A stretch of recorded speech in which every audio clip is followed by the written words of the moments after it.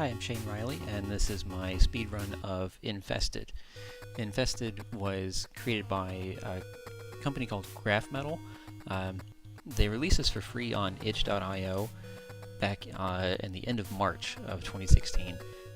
This is based on the type of NES games like Shadowgate, Uninvited, things like that. So this is meant to be kind of an homage to those sorts of games.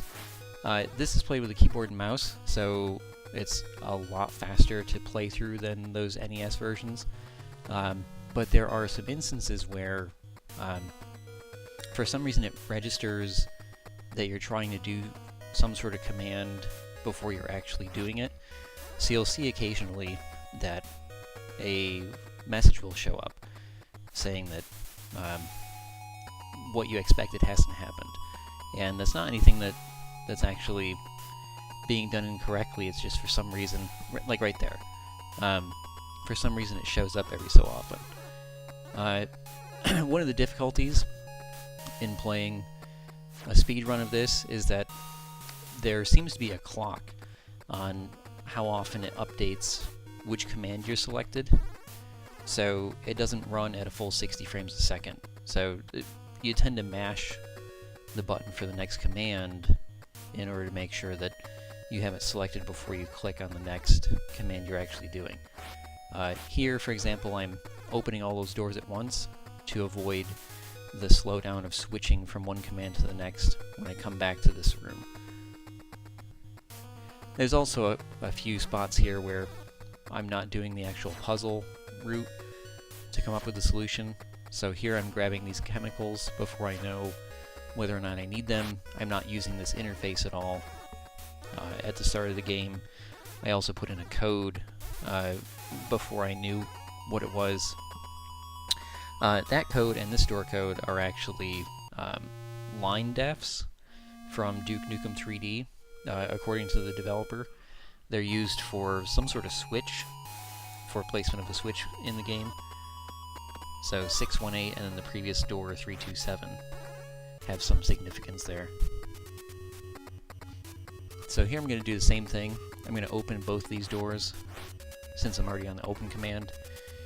Here, this is similar to the weapon room in Shadowgate.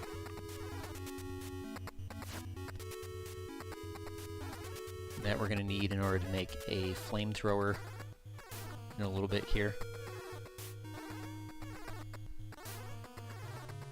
And that's the final piece of it.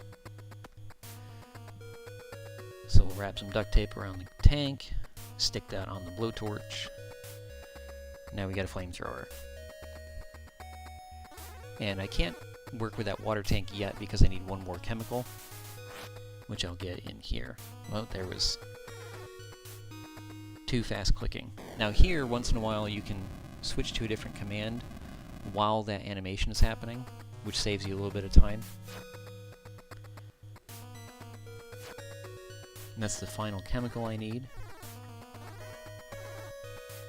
So I'm going to go down, open this hatch, and here, even though I'm using that item out of the two in my inventory, the game takes the first instance of it, so that I don't need to page through and find the next one, which is kind of nice. Probably not intended by the developer, but works out as far as the speedrun goes. So now that's all mixed up.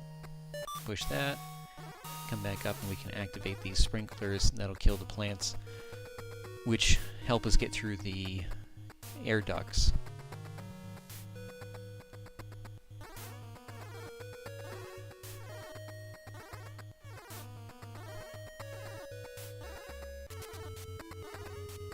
So now I need to open this door and make sure it stays open. We're going to turn off the power in order to deactivate a force field in the room after this. And it even tells you when you put the crowbar in that even when you turn the power off, it'll stay open. That alien, interesting enough, will not attack you if you flip the light switch or the power switch, but it will attack you if you push the button to open the airlock. here we grab the spacesuit and some magnetic boots. Now there's a bug in the game where if you put the spacesuit and the boots on ahead of time, right, like multiple screens before you use them, the game no longer registers that you have them on, and you get sucked out into space despite having both of them on. So you want to make sure that you don't put them on until you're in this room.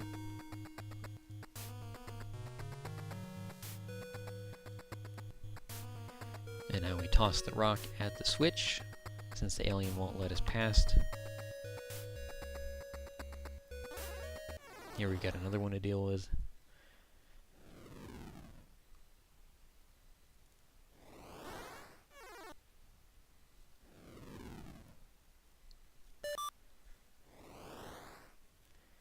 Okay, so this crypto device we actually use a few times. We're going to go put those coordinates in so that we can get back down to the surface of this planet that you see in that background.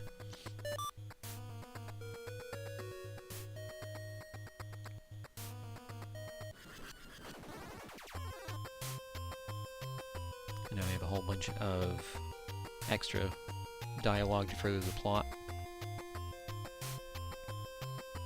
Or I guess it's a monologue, since everyone else is dead.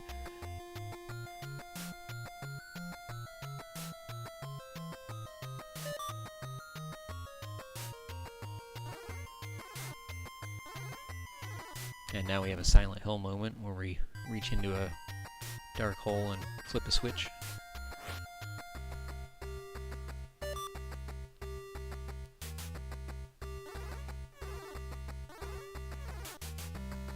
And here, if you remember on that whiteboard, you see that rock and the 1500 hertz. So we use that to shatter it. The crystal's going to be used as fuel for the escape ship. And in this game, before you put in the self-destruct code, you have to prepare the ship, like fully prepare it. So you have to fuel it up, and you have to put the ignition key in.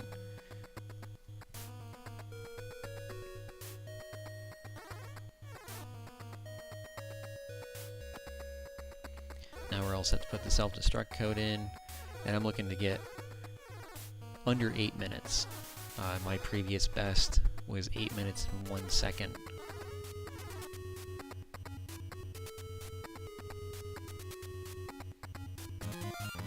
Okay.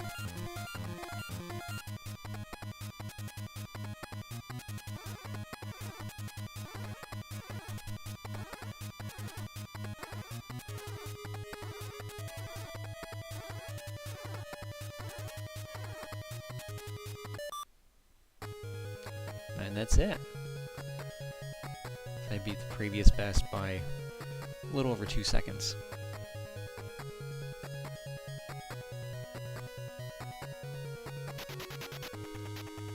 So that's Infested. The developer still has it for free on itch.io.